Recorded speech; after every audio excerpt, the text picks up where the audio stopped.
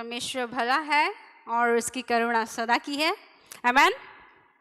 और परमेश्वर का धन्यवाद और स्तुति हो कि आज हम लोगों को ये एक मौका मिला है जब हम लोग इस आराधना की संगोष्ठी में, वर्शिप सेमिनार में शामिल हो चुके हैं और हम लोग काफ़ी लोग यहाँ बैठे हुए हैं और परमेश्वर हम लोगों को कुछ सिखा रहा है। कितने लोग सीख रहे हैं? कुछ नई चीज़ों को सीख रहे हैं आप। परमेश्वर का धन्यवाद हो।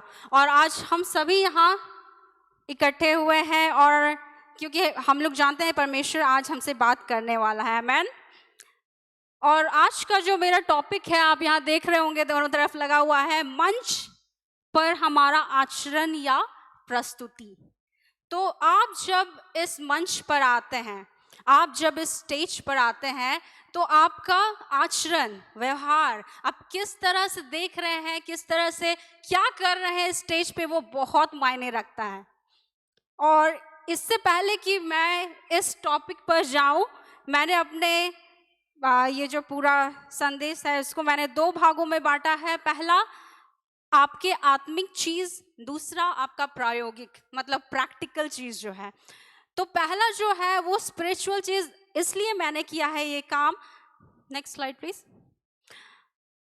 देखिए यहाँ क्या लिखा है, हमारा भौतिक जीवन हमारे आत्मिक जीवन का प्रगटीकरण है। मतलब आप जो कुछ भी अपने जीवन में भौतिक रूप से, फिजिकल तरीके से देखते हैं, वो किस चीज का रिफ्लेक्शन है या किस चीज का मैनिफेस्टेशन है?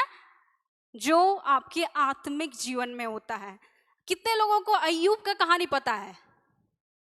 हम सभी लोग अय्यूब की कहानी को जानते हैं और हम लोगों ने देखा कि अय्यूब के जीवन में कितना कुछ घटित हुआ। शुरू से लेकर अंत तक उसके जीवन में मुसीबतें, मुश्किलें आते रही। लेकिन क्या आपको पता है कि अय्यूब का पहला किताब में वो क्यों हुआ? क्योंकि आत्मा के दायरा में कुछ हुआ था। क्या हुआ था? स्वर्ग में जाकर शैतान और परमेश्वर के बीच में वो बात हो रहा था। परमेश्वर ने कहा, क्या तुमने मेरे दास अय्यूब को देखा है?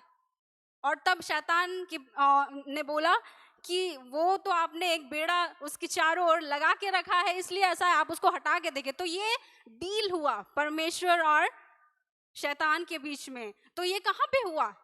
इस धरती पे नहीं, स्वर्ग पे हुआ पहले। तो इसलिए आप जो कुछ भी अपने आत्मिक जीवन में करते हैं वो कहाँ पे दिखेगा? इस मंच पे दिखेगा। आमेन। तो सबसे पहला चीज जो हम लोग देखेंगे वो है, You need to be a worshipper before being a worship leader. तो आपको एक उपासक अगुआ या आराधना का अगुआ होने से पहले क्या होना होगा? एक उपासक बनने की जरूरत है। एक उपासक बनने की जरूरत है।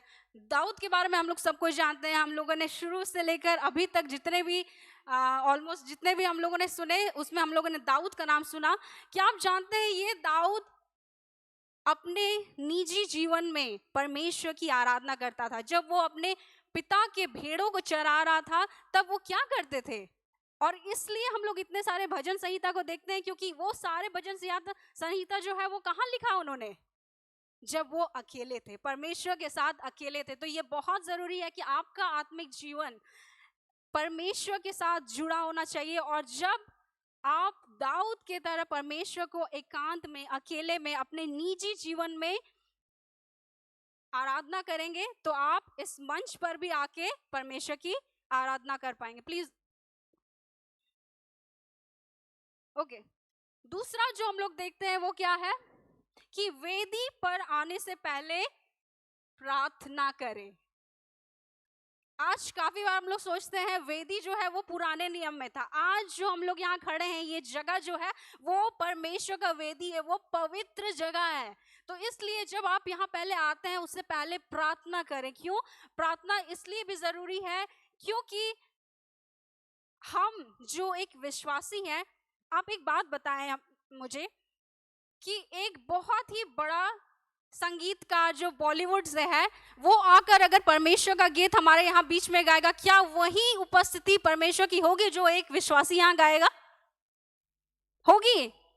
नहीं होगी। क्यों?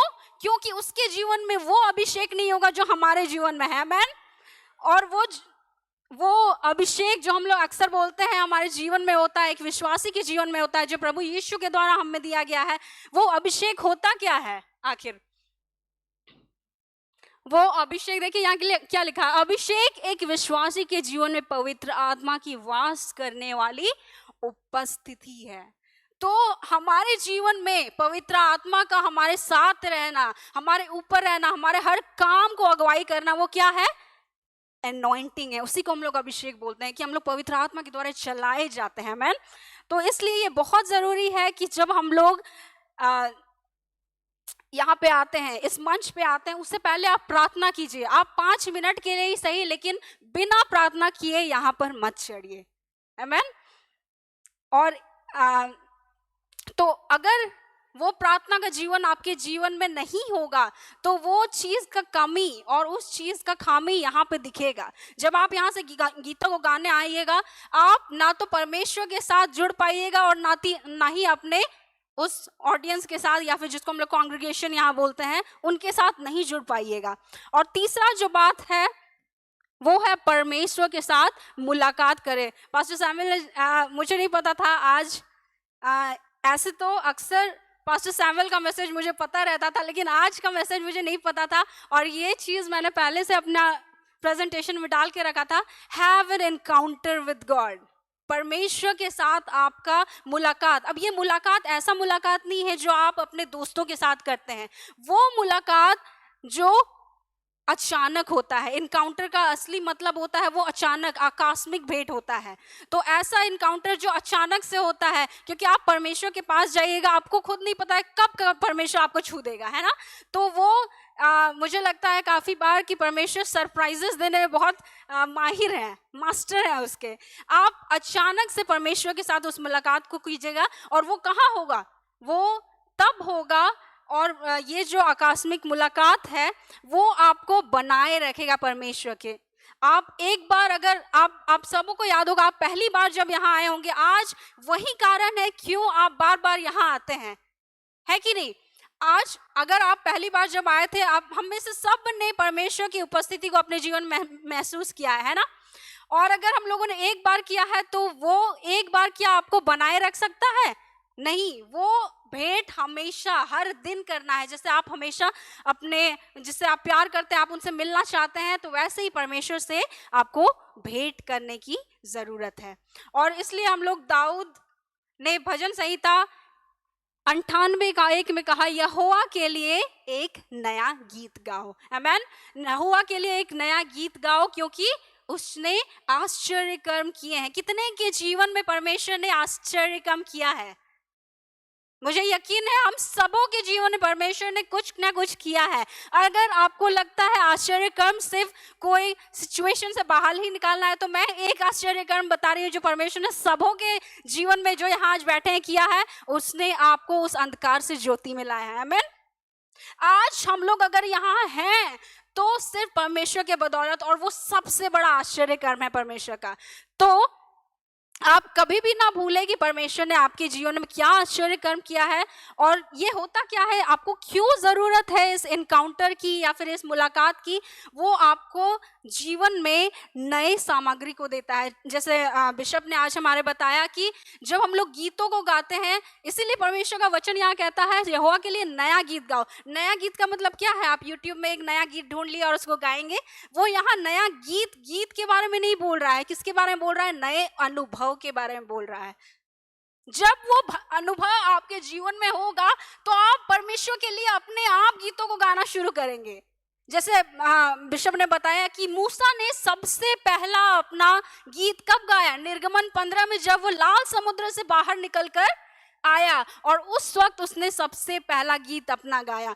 और तो उसी तरह जब परमेश्वर आपको काफ़ी चीज़ों से, इसलिए परमेश्वर हमें काफ़ी चीज़ों को अपने जीवन में अनुभव कराता है, क्योंकि ताकि हमें नया सामग्री मिले, नए गीतों को परमेश्वर आपके मन में डाल सके।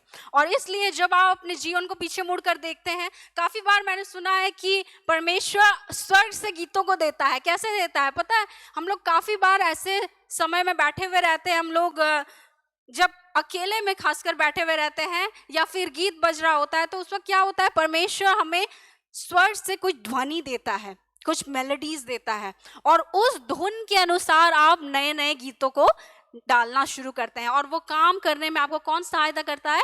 पवित्र आत्मा सहायता करता है। तो वो पवित्र आत्मा आपको उन बातों को याद दिलाएगा। इसलिए यहाँ लिखा हुआ है, क्योंकि उसने आश्चर्य कर्म किए हैं।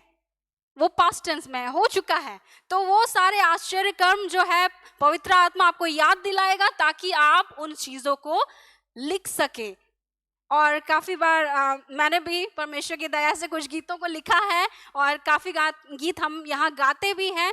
तो जब परमेश्वर के साथ आपका मुलाकात हमेशा होते रहेगा, आपके जीवन में हमेशा अनुभव होते रहेगा, तो क्या होगा? आप कभी भी गीतों को खत्म नहीं करेंगे अपने जीवन में। नए नए गीत आएंगे, आपका नया नया गवाही होगा हमेशा। आमीन। ठीक है, तो काफी बार हम लोग परमेश्वर से मांगेंगे कि प्रभु मुझे आज एक नया गीत दे, तो प्रभु बोलेगा चलो, फिर हम लेके चलते हैं। ऐसे ऐसे चीजों से आपको प्रभु गुजार के जाएगा कि वो आपके जीवन में एक नए अनुभव के रूप में होगा, और तब वो जाके आपके जीवन में एक गीत बनेगा। और तब आप दूसरों के गीतों को नहीं गाएंगे, जिस तरह बिशप ने कहा कि आप दूसरों के गीतों को नहीं गाएंगे। दाऊद ने जो लिखा है वो उसका अनुभव था। आज जितने गीतों को हम लोग सुनते हैं वो सारे गीत संगीतकार ने अपने अनुभव को लिखा।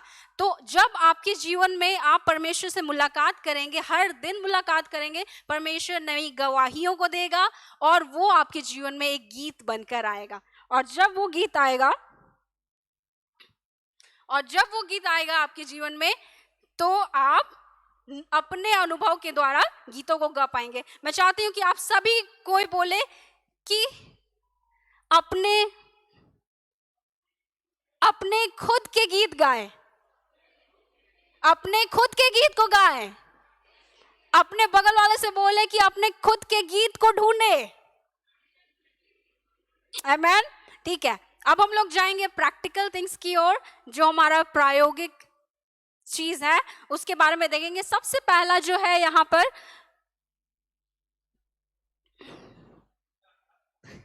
सबसे पहले जो है अपने सामग्री को जाने। तो हमारा सामग्री यहाँ पे क्या है? इस मंच पे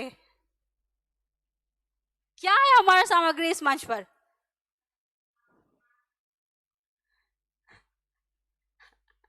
यहाँ इस मंच पर जब हम गीत गाने के लिए आते हैं, तो आपका जो लिरिक्स है वो आपका सामग्री है। आप किन गीतों को चुनते हैं, कैसे चुनते हैं, वो आपका सामग्री है। तो अपने गीतों को जाने। जैसे सिस्टर मेरी ने कहा कि आप उन गीतों को घर में अभ्यास करें, या फिर अगर आप चर्च आते हैं तो पहले आ जाए और यहाँ चर्च में आके अभ्यास करें, उसको प्रैक्टिस करें। आप यूं ही यहाँ पे जब हम लोग यहाँ आ जाते हैं, तो मैं इनके कुछ चीज़ों, क्योंकि हम लोग ऑनलाइन यहाँ पे स्ट्रीमिंग करते हैं, तो मैं इनके बारे में भी बताऊंगी कि क्या क्या मुश्किलें हमें आती हैं जब ऐसा कुछ होता है। तो जब आप यहाँ आए तो आपको बहुत ज़रूरी है कि आप अपने सामग्री को जानें। और यदि आप जानते हैं, तो हो सकता है अगर आप पहले से जान रहे हैं कि आप इन गीतों को नहीं जानते हैं जो व्हाट्सएप के द्वारा भेजा गया है, पहले तो आप सीखने का प्रयास करें। यदि नहीं सीख पाते हैं तो कृपया स्टेज पर ना आए, कृपया स्टेज पर ना आए। और बिशप ने एक बहुत अच्छा टिप्स, या फिर मैं बोलूँगी सॉल्यूशन जो हमें दे दिया गया है, कि यदि आप स्टेज पर आ चुके हैं, गीत को नहीं जानते हैं, पीछे चले जाइए, पीछे चले जाइए। क्योंकि इसका 3 कारण है जो मैं बताऊंगी। पहला कारण ये है कि परमेश्वर की आराधना करना,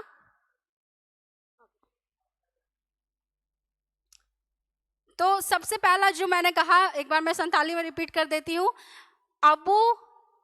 अबुआ सिरिंग जहाँ नोंडे मुन सिरिंग लगी उना बढ़ाई जरूर करना।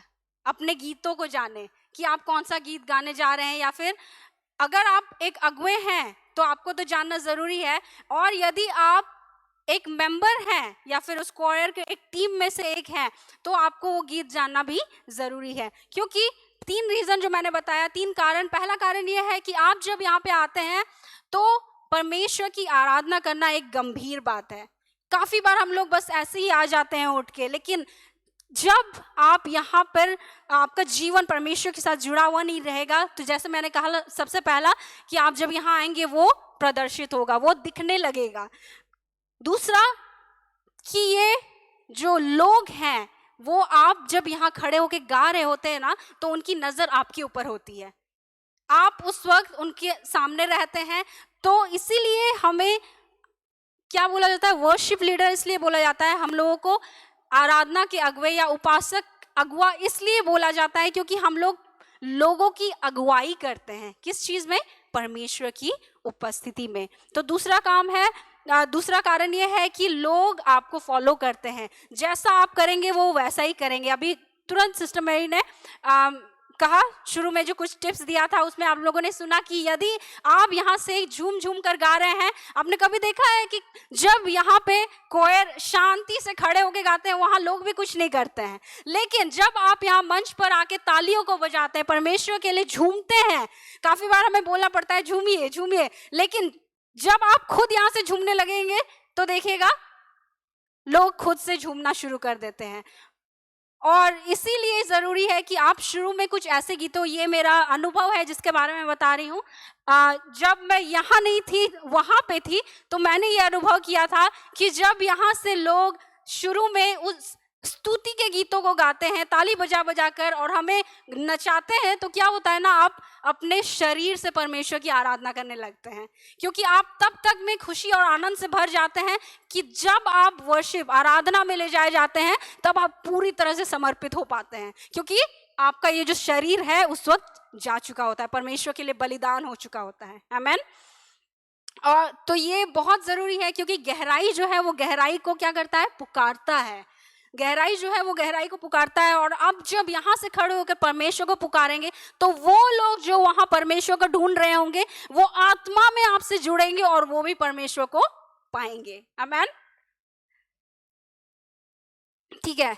और परमेश्वर का धन्यवाद हो यूट्यूब के लिए। आजकल हमें सारे गीत जो पहले भेज दिए जाते हैं यूट्यूब में, काफी सारे गीत अलग अलग कॉर्ड्स में हैं। आप लोग उन गीतों के द्वारा यहाँ मंच पे आने से पहले सीख सकते हैं। जब आप सीख जाते हैं तो क्या होता है, आप यहाँ पे एक तो कॉन्फिडेंटली गा पाएंगे, क्योंकि देखिए आप काफी बार देखे होंगे कि जब हम लोग यहाँ खड़े होकर गाते हैं आपको गीत नहीं आएगा तो आप इधर उधर देखते रहेंगे या फिर ढूंढेंगे कि कहाँ पे लिरिक्स है कि नहीं।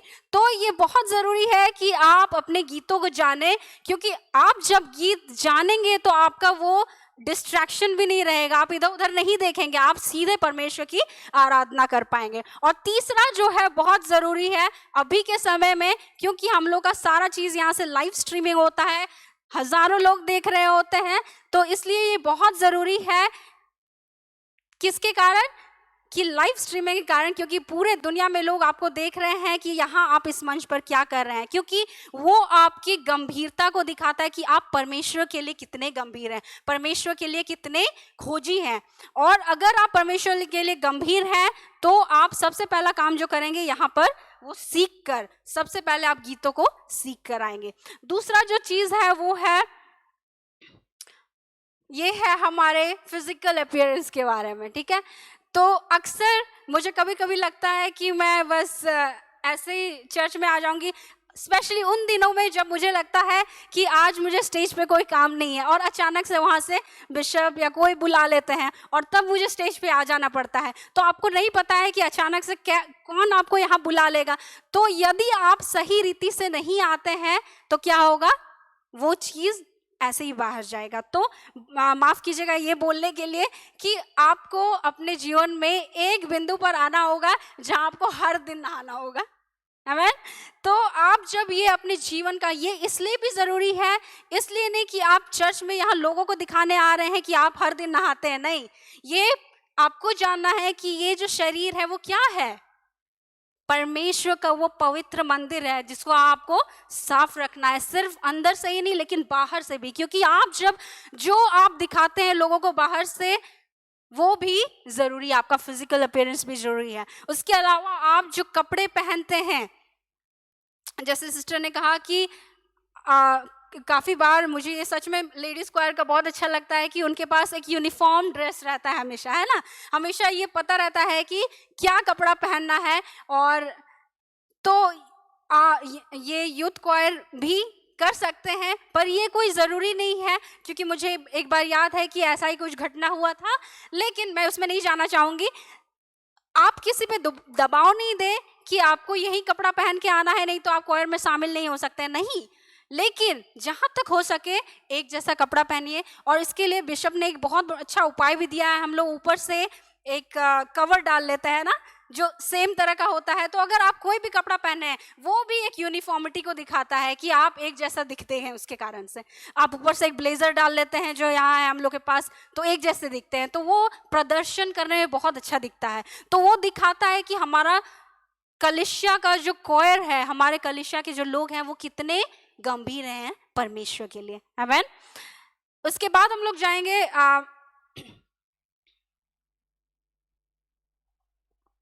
नेक्स्ट जो है वो है, देखे कि आप क्या कर रहे हैं, कहाँ, इस मंच पर। तो आप जब यहाँ इस मंच पर आते हैं, शुरू से लेकर आखिरी तक आप किस तरह से खड़े होते हैं, किस तरह से हिलते हैं, क्या कर रहे हैं, उन सारी चीजों पर आप ध्यान दें। तो काफी बार ऐसा होता है, मैंने देखा है कि हम लोग जो क्वायर में पीछे खड़े रहते हैं, कोई पास्टर आके कुछ बोलने लगते हैं, हम लोग भूल जाते हैं कि हम लोग मंच पे खड़े हैं और हम लोग अपने में ही कुछ करने लगते हैं। तो वो सारा चीज़ वहाँ से रिकॉर्ड हो रहा होता है। तो ये बहुत ज़रूरी है कि आप हमेशा सचेत रहे कि आप कहाँ खड़े हैं। तो इन चीज़ों को आप ध्यान रखेंगे। और ये बहुत ज़रूरी है कि उसके अलावा हम लोग अक्सर जो हमारा गीत होता है, गीत के बीच में एक इंटरल्यूड होता है। आप लोग समझते हैं इंटरल्यूड क्या होता है?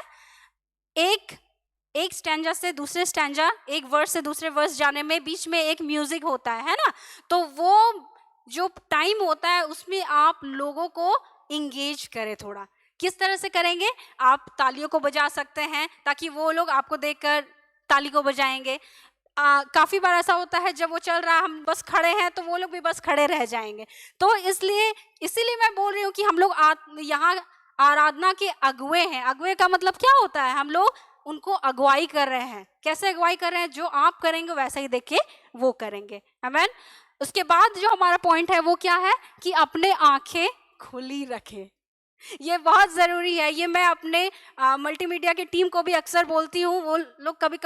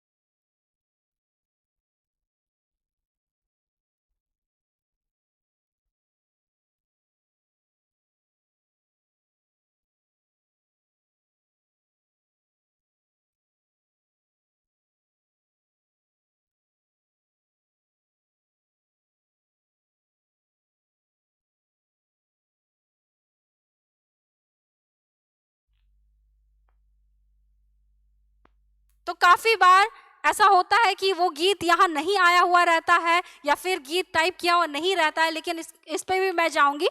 तो उस स्थिति में आप क्या करेंगे? अपनी आंखों को जब आप खुला रखेंगे, आप लोगों को देख पाएंगे कि उनकी जरूरत क्या है। अगर वो देख रहे हैं कि आप देख रहे हैं कि वो उन गीतों को नहीं समझ पा रहे हैं, नहीं फॉलो कर पा रहे हैं, नहीं गा पा रहे हैं, तो आप शुरू में क्या करते हैं? वो जो समय मिलता है उसमें आप गीतों को एक बार उनसे दोहरा देते हैं। ठीक है। उसके बाद हम लोग जाएंगे अपने गीतों को मान्य करें। मतलब यहाँ पे इसका मतलब ये है कि आप जो गीत यहाँ से गा रहे हैं वो आप इस तरह से गाए कि आप उसको जी रहे हैं। ऐसे गाए कि आप it's like sing it like you mean it. आप जैसे गीतों को गा रहे हैं उसका अर्थ भी आपको पता होना चाहिए। इसलिए जब आप गीतों को चुनते हैं तो ऐसे गीतों को गाए जो जिसने आपको छुआ है। क्योंकि अगर वो गीत आपको छुआ हुआ होगा, उस गीत ने आपके जीवन को आगे अगर बदला होगा, तो जब आप यहाँ से उस गीत को गाएंगे तो क्या होगा? लोग उस चीज को देख पाएंगे। तब आप वो काफी बार हम लोग एक्सप्रेशन के बारे में बात करते हैं कि किस तरह से हमें, जब हम लोग क्या करेंगे, जब हम लोग गीत अगर बोल रहा है कि हाथ उठाकर गाएंगे, तो हम लोग को क्या करना है? हाथों को उठाना है। जब हम लोग गाते हैं ताली बजाएं हम खुशी खुशी से। तो जब हम लोग ताली बजा रहे हैं तो हमें भी ताली बजाना है ताकि ऑडियंस भी देख के समझ पाए। तो इन सारी चीज़ों से अपने आप को इंगेज करें, ठीक है। इसके बाद जो है उसके बाद हम लोग अब कुछ चीज़ों पे मैं जाऊंगी जो ये एक, क्योंकि हम लोग हर तरह के यहाँ लोग बैठे हैं, जो म्यूजिशियंस हैं, जो कॉयर में हैं, और साथ ही साथ जो मल्टीमीडिया के टीम है। तो मैं एक बात यहाँ से क्योंकि मैं वहाँ काम करती हूँ, तो फिर मैं ये बात आपको बताऊंगी कि काफ़ी बार ऐसा होता है जो वहाँ लोग बैठे हैं गीतों को टाइप करने के लिए, उनको नहीं पता होता है कि कौन वर्शिप लीड करने वाला है। तो ये आपका भी काम है एक वर्शिप लीडर के तौर पर, क्योंकि देखिए ये भी आपको दिखाता है कि आप परमेश्वर कितने भूखे हैं कि लोग आपके साथ उस गीत को गा पाए। तो आप खुद कभी कभी जाइए और उन गीतों को वहाँ दे दीजिए, आप उनको बोलिए कि आप इस गीत को मेरे लिए टाइप कर दीजिए। और ये आप 10 बजे आकर यहाँ नहीं कर सकते हैं, उसके लिए आपको आधे घंटे पहले आना होगा ताकि उनको भी समय मिले कि आप वो उस गीत को वहाँ पे टाइप कर सके। क्योंकि आपको हमेशा याद रखना है कि आप कौन है, एक वर्शिप लीडर हैं। तो आप यहाँ से जब अगुवाई कर रहे हैं तो आपको हर चीज़ का ध्यान रहे। परमेश्वर का धन्यवाद हो कि हमारे पास एक इतना अच्छा यहाँ स्क्रीन है, यहाँ एक स्क्रीन है, तो हम लोग हर संभव चीज को यूज कर रहे हैं जिसके द्वारा लोगों को मदद हो सके, जिसके कारण वो यहाँ आकर खड़े रहे गीतों को गाने के लिए। तो उनको ऐसा नहीं लगे कि मुझे कुछ नहीं आ रहा है। जब यहाँ गीत, अगर उनको सुर नहीं भी आता हो ना, यहाँ पे जब गीत लिखे हुए रहते हैं तो क्या होता है, उनको आसानी होती है, उनको समझने में भी आसानी होती है। आमीन। ठीक है, तो यही कुछ बातें हैं जो मैं आपके साथ बांटना चाहती थी, और मुझे विश्वास है कि आप लोग समझ पाए हैं। कितने लोग समझ पाए हैं? तीन और बुन बुझ दड़ी दा। ठीक है, समय कम था इसलिए मैं पूरी तरह से उसको संताली में ट्रांसलेट कर करके नहीं बोली, पर परमेश्वर का धन्यवाद हो। मैं उम्मीद कर रही हूँ कि आप लोगों को ये समझ में आया होगा। और एक बात को हमेशा याद रखें कि आप जो कुछ करते हैं वो लोगों के लिए नहीं, परंतु किसके लिए कर रहे हैं?